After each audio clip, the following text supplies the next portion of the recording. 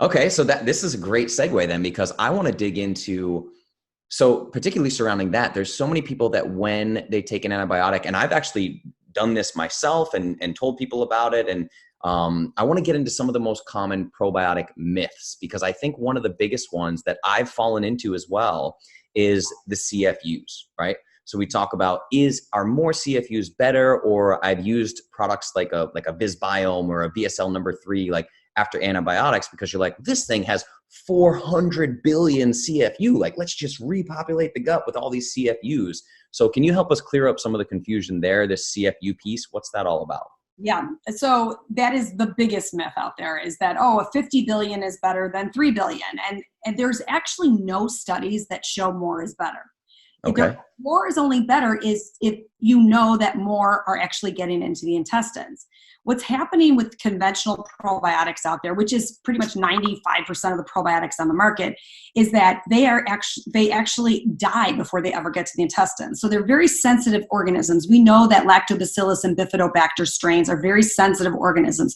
They have a lot of difficulty getting through the intestinal tract, getting to the intestinal tract alive, because A, your body temperature, and B, the acidic environment of the stomach. The stomach is meant to be the gastric barrier, so it kills off those lactobacillus and bifidobacter strains. So the reason that all these companies are putting these crazy numbers is that, let's try to get something in there. But even if they did get to the intestines alive, they really just pass through, similar to food passes through. They don't stay there and do any real work. They may create some, symptomatic relief for people, but they're not actually making a change in the gut. So I definitely would not get caught up in the amount of CFUs that really, like I said, only is beneficial if you could guarantee that all 50 billion of those CFUs get there 100% alive.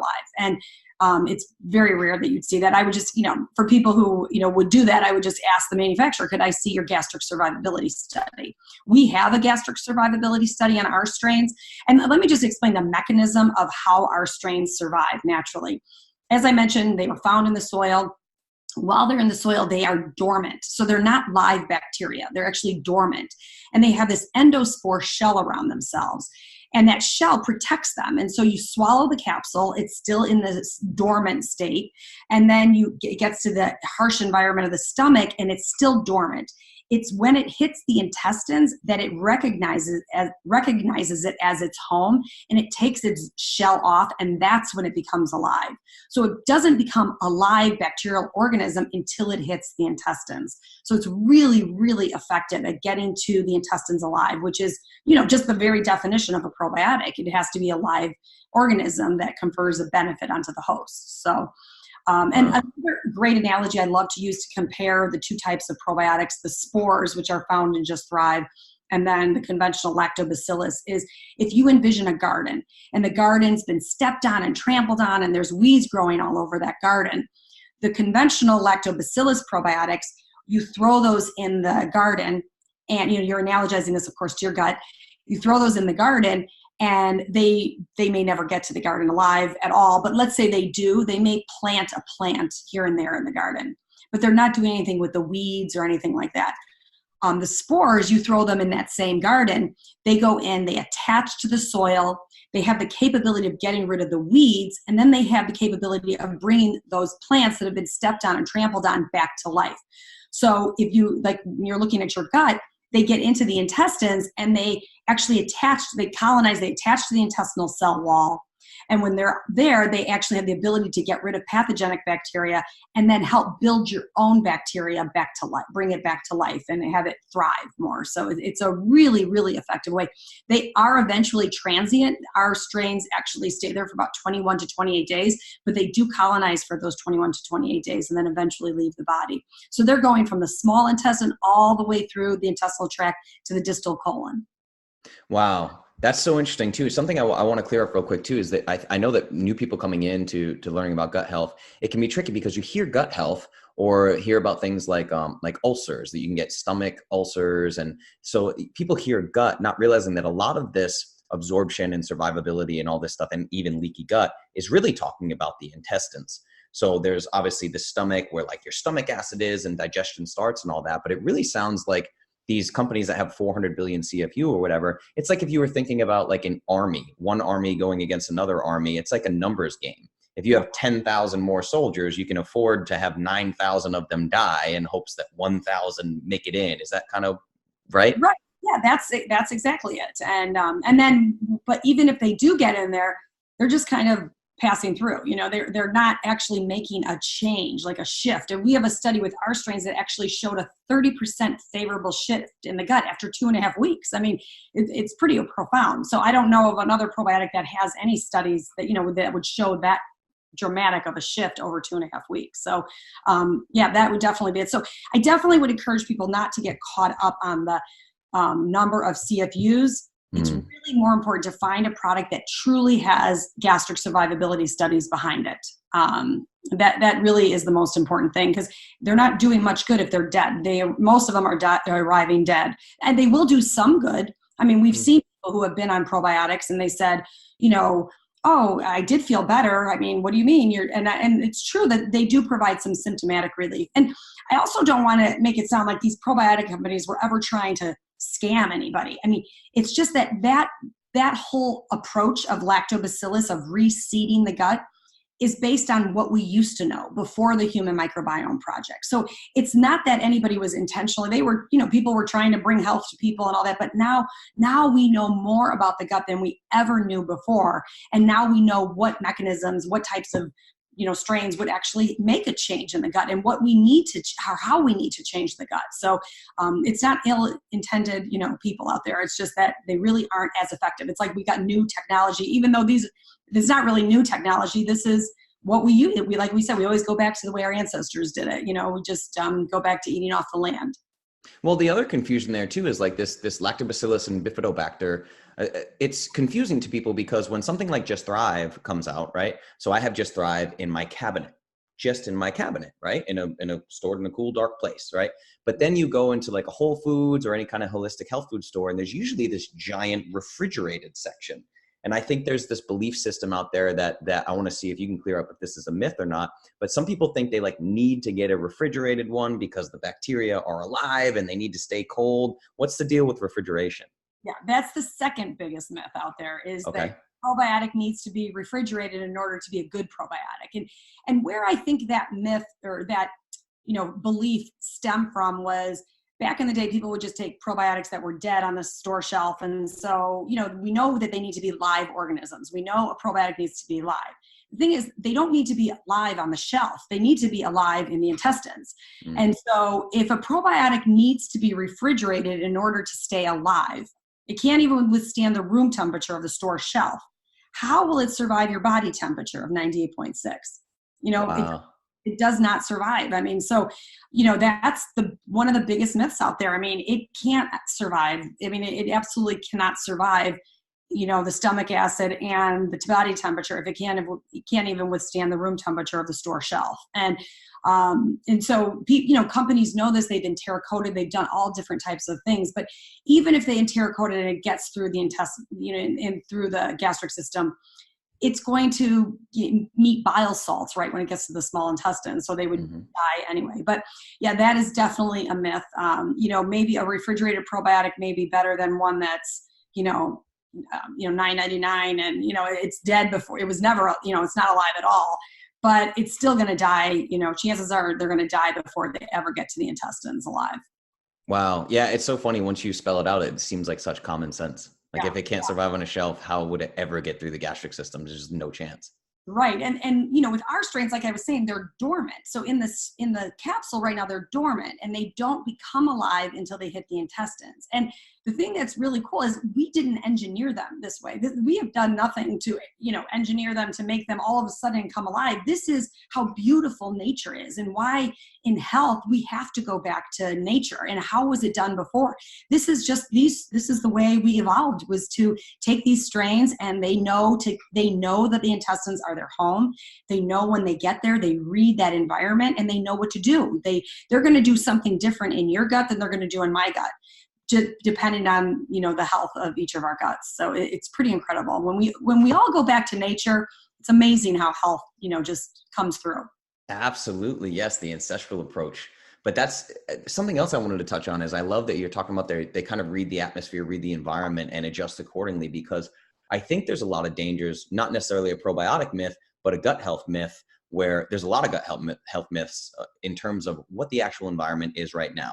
So I see a few things happen. Is one, people will, read a book about gut health and dive straight into like an antimicrobial protocol. They don't even I love that you talk about like candida, things like candida and H. pylori being actually a normal part of the human gut, because a lot of people will just go to like chugging oregano oil and these like antimicrobial herbal compounds, and they like don't realize that they're just actually napalming the gut.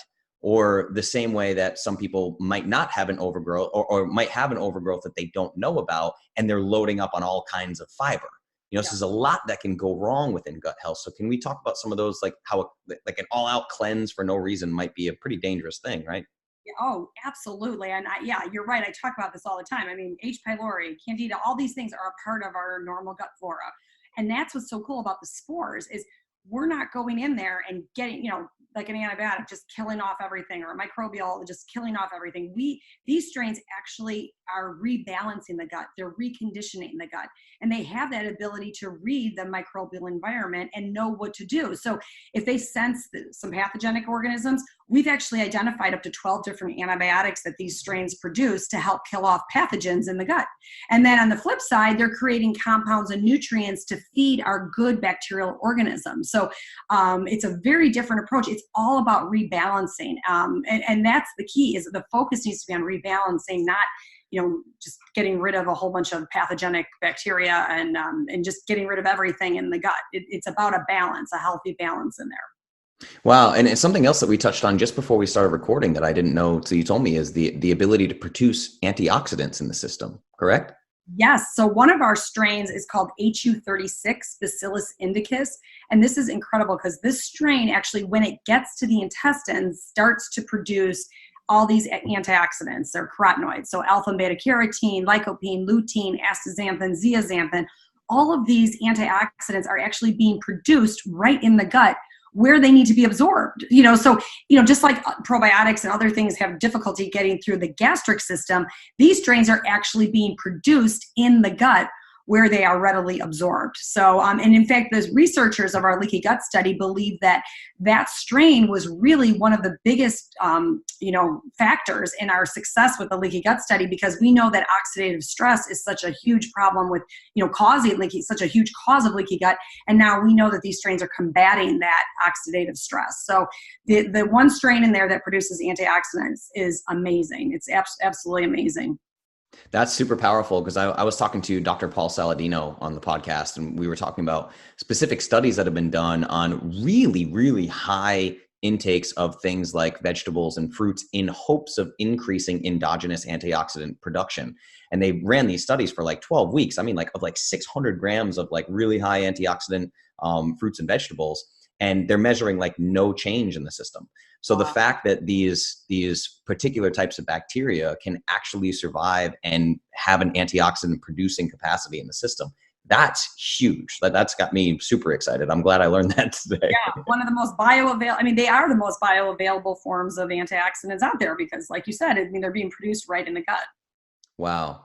That's incredible. So I want to talk about survivability and just continue this conversation too, of the benefits to the body, because with this, it's a 100% survivability rate you have with Just Thrive, right? Yes, 100% survivability. Yep. That's a study was done by Silica Labs, and they tested our strains versus, the probiotic yogurts, Greek yogurt, and then a probiotic 50 billion count product that's on, one of the largest selling probiotics in the space. And they showed 99.99% of the strains died off before they ever got to the intestines, where the strains in Just Thrive survived 100%.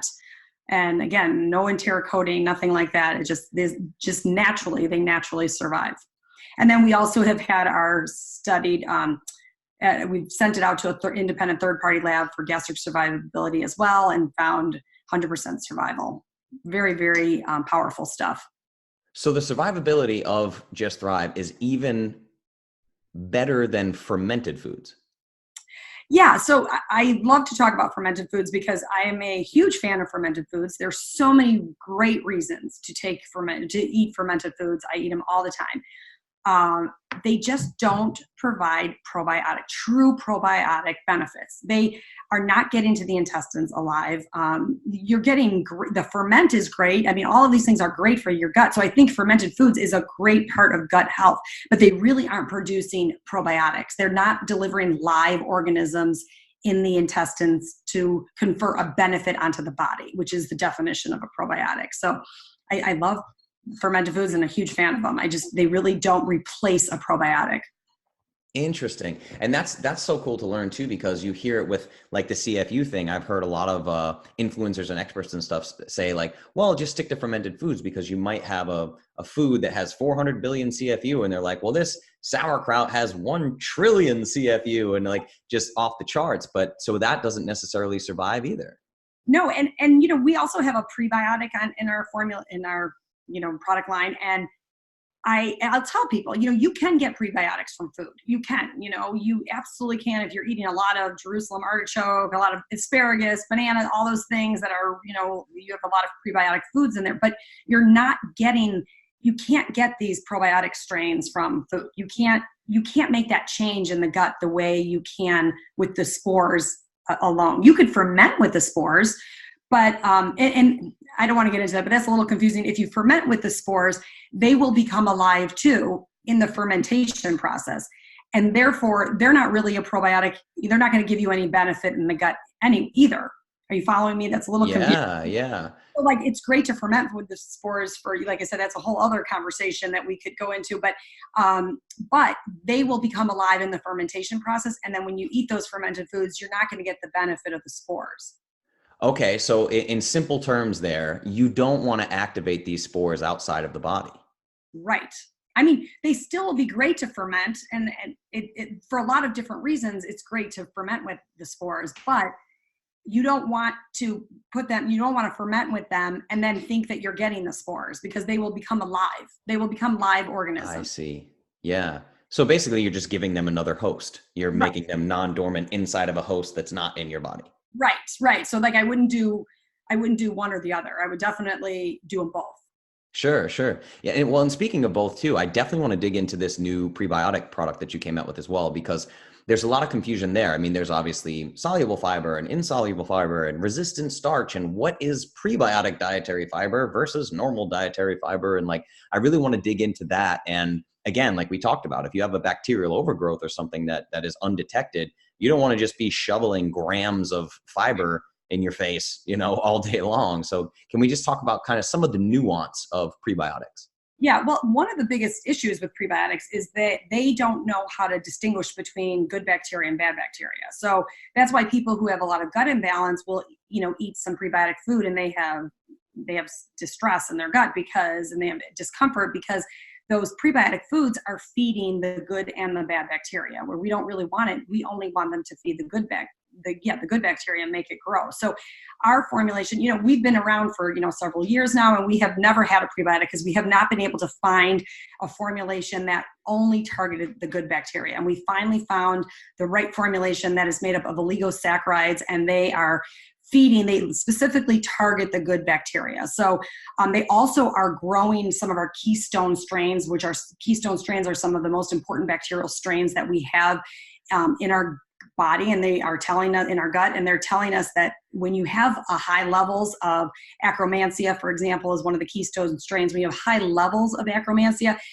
it's tied to better health, longer longevity, and those types of things. But so our prebiotic is made up of 3 oligosaccharides that only are targeting the good bacteria. So really, really effective. But again, it's hard to get enough prebiotic from food, but you can get it from food, which is different than the spores, where unless you're living, in some very clean environment, somewhere out in some other country, you could probably find the spores there. But in the Western world, we're just not seeing that. Yeah. And this is great too. I always tell people, because I take a very ancestral approach to health, but in the same sense, it's like it's 2019 and we have the benefits of modern science, and we can take these things and like, okay, it's very difficult to get the specific type of prebiotic from food. You need to know how to navigate that, or Just Thrive has done it for you. Just take the correct prebiotic. Right. It makes it so much easier. Exactly. And that's one of the platforms of our company is that we are not launching products just to launch a product. We could be a full line supplement company. We could have a vitamin C, a vitamin D. There's a lot of companies doing vitamin C and vitamin D really well. Like, there's no reason for us to be out there doing it. We are truly finding things that are missing and very much needed in the market. Our vitamin K2-7 product that we have, vitamin K2, really important product for heart health and bone health. 95% of the population is deficient in vitamin K2. We just don't find it in our food supply. You find it in natto, you find it in some fermented cheeses in Northern Europe, but you're not really finding it in our diet. So that's kind of what we try to do, is find products that are researched, find products that are really needed and missing in the market, and they're really going to make some pretty significant impact on people's health.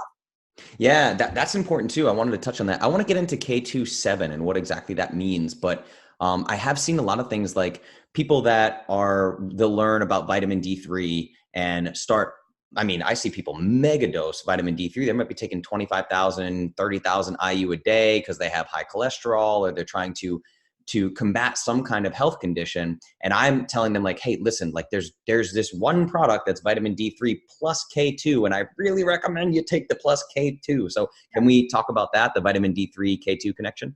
Yeah, so vitamin D is, really important. A lot of people, we believe in it. It's great. It's just that we know vitamin D can be toxic. And so unless you're measuring your vitamin D levels every 3 months, you've got to be careful with that. The other thing we know is that vitamin D actually increases your body's demand for vitamin K2. And so that's why it's so important to take the K2 along with the D3. The problem is most K2s on the market are not high enough doses. The studies are showing that you need at least 300 micrograms of vitamin K2 to have a therapeutic effect, therapeutic type dosage on your body. So the biggest thing is, we didn't actually put D3 in our formulation because of that reason, because we know it can be toxic and we know people are taking crazy amounts.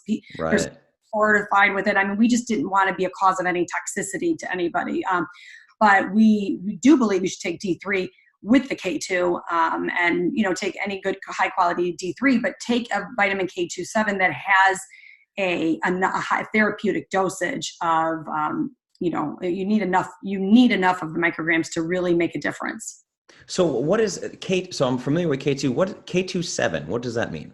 So there's K2-4, which you see on the market, which is basically a synthetic. K2-4 is great when you find it in grass-fed butters, and you find it has a very short half-life. So that's why we're not really working with vitamin K2-4. The other thing is, if you ever find vitamin K2-4 in supplement form, it's 99% it's synthetic, and we just don't work with synthetic products at all, or ingredients. So vitamin K2-7 is a natural form of vitamin K2, and it's actually hard to find, to be honest with you, but we have an amazing source of vitamin K, a natural form of vitamin K2-7. So, wow. And it converts, vitamin K2-7 will convert into vitamin K2-4. So you're getting both, when you're taking the vitamin K2-7. I see. And I want to see too, in terms of how Just Thrive works, because it's to hear you say, like, you have exclusive rights on these particular bacillus bacteria, and the way that you source K2-7 and all these things. So in terms of the rest of the market, it's like, this is exclusively you guys that have these sources, right? Yep. For our exact formulation. Exactly. Wow. Yep. That's unbelievable. That's super cool. What an opportunity for you. Like, that's super cool. Really cool opportunity. Yes. And it's fun to have people just learn about this. I was just at my son's pediatrician appointment, and I'm telling him, I'm telling her about all of this stuff with K2, and she's like, I don't even know anything about that, and and teach me about this. And it's amazing, and doctors are just starting to learn about vitamin K2-7. Especially cardiologists, they should know. The role of vitamin K2 is literally to remove plaque from the arteries, or remove calcium away from the arteries and put that calcium into the bone.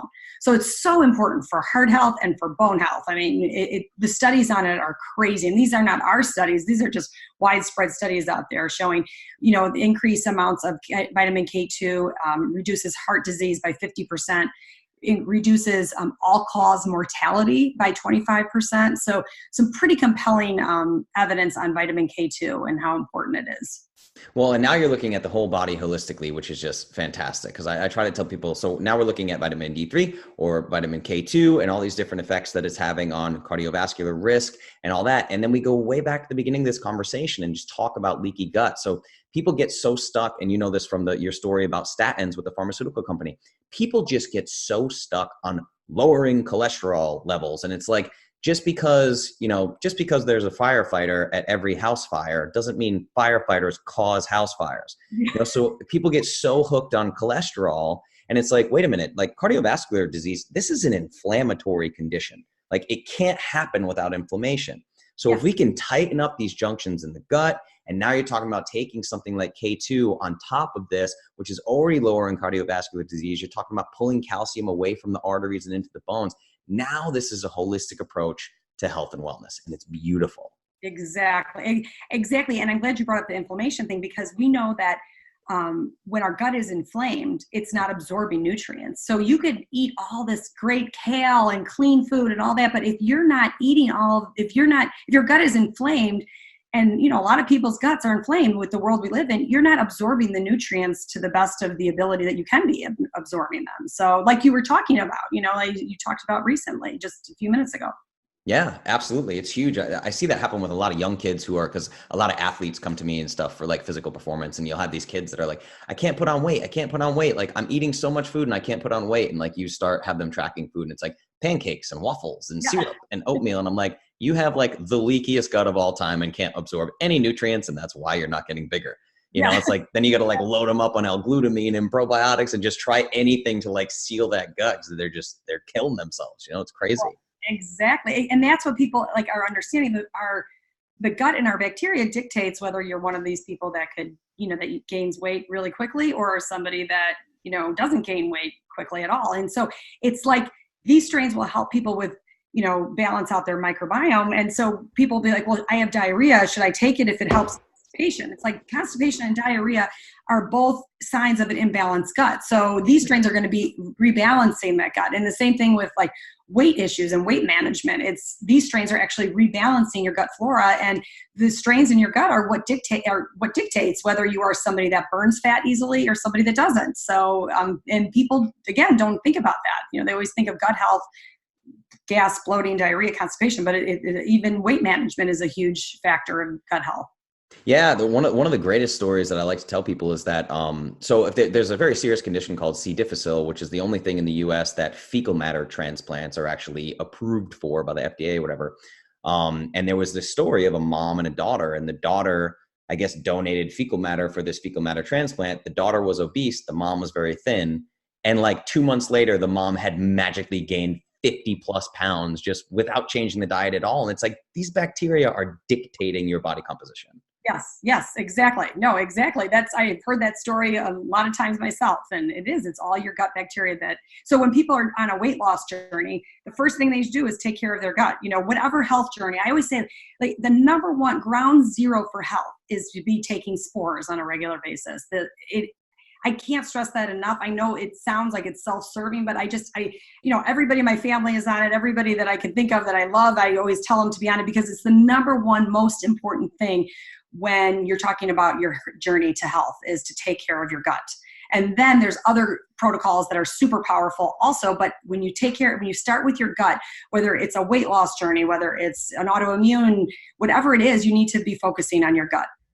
Absolutely. Yeah, that's a big deal. And of course, like the self-serving thing, it's like, no, it's like you make products you believe in. And That's awesome. Those are the only people I want to talk to, Exactly. If you don't believe in the thing, it's like, no, we don't need to talk about this product that you made for profit or whatever. You know what I mean? It's just, it's beautiful. It's beautiful. And I want to get to brass tacks there too, to give people some practical information about Just Thrive and everything. So the number one question always that I get on everything, and we talked about, is this safe for kids, but also, is this safe for pregnant breastfeeding women? Obviously with the caveat of like, neither of us are doctors. We're not giving medical advice, but yes, of course. There. Yeah. Yes. And yes, of course, we have to always say to ask your doctor whether you're breastfeeding or pregnant. But I mean, it is one of the most important things. A pregnant mom passes their microbiome onto their child. I mean, at birth, that is when we are all inoculated through a vaginal childbirth. And so it is, if there's ever a time you're going to take care of your gut health, it's going to be when you're pregnant, because that is going to your child. It's the best gift you could give your child. So yes, it's great to take while breastfeeding and while you're pregnant. But of course, ask your doctor if there's, everybody has to ask their doctor first. So, great for kids. And it's so easy to take. It's just 1 capsule a day with food. You just take it at the end of a meal. The time of day doesn't matter. Just take 1 capsule a day with food. And, that's it. Easy peasy. I wanted to touch on that real quick too, because I heard you say this in another interview about the empty stomach versus with food. And I was one of the people that, like, basically everything I had researched, because I've been researching gut health for so long. And like you said, we keep learning new things, but a lot of people were suggesting to, like, wake up in the morning and take a probiotic on an empty stomach. Yes. So the reason that's another myth out there. The reason that a lot of companies will tell you to do that is because the pH of your stomach is higher when you have an empty stomach. And so when the pH of the stomach is higher, it allows for greater survivability. And so we know that most of these strains are having difficulty surviving the stomach acid. So if the pH is higher, they may be able to get in a little bit, they may have a chance of survival. With our strains, we actually did a study on it that showed that these strains use food to germinate throughout the intestines. And so our study showed that they use the food to germinate throughout the intestines, and that they survive through a full stomach. The pH, which would be a 1.3, which is the gastric survivability. The pharmacopoeia standard of gastric survivability is a 1.3, and our study was done on a 1.3, and it showed full survivability. Wow, that's amazing. Yeah. Yeah. So, this has been basically a master class on gut health. So I love this. So the last thing I want to wrap with is obviously just how can people connect with you or connect with Just Thrive? What's the best way for them to kind of get involved and learn more about what you're doing? Yeah. So Just Thrive Probiotic is the name of our product. Our URL right now is thriveprobiotic.com. We're changing that to Just Thrive Health because the name of our product is Just Thrive. Fantastic. And also for the listeners, Tina was sweet enough to give us a deal on Just Thrive Probiotics. So you can use promo code Clovis15, CLOVIS15, and get 15% off Just Thrive products, which I highly recommend because I have a cabinet full of them. They're beautiful. Thank you, Justin. I appreciate that. It means a lot. And absolutely. And I encourage people, just try it, and we have it's a bottom of the bottle guarantee. So it's not even 100-day. 100% money back guarantee. So we know people like to try things, and we stand behind our product 100%. So there's nothing to lose in giving it a try. Very cool. I didn't even know that. That's wonderful. Yes.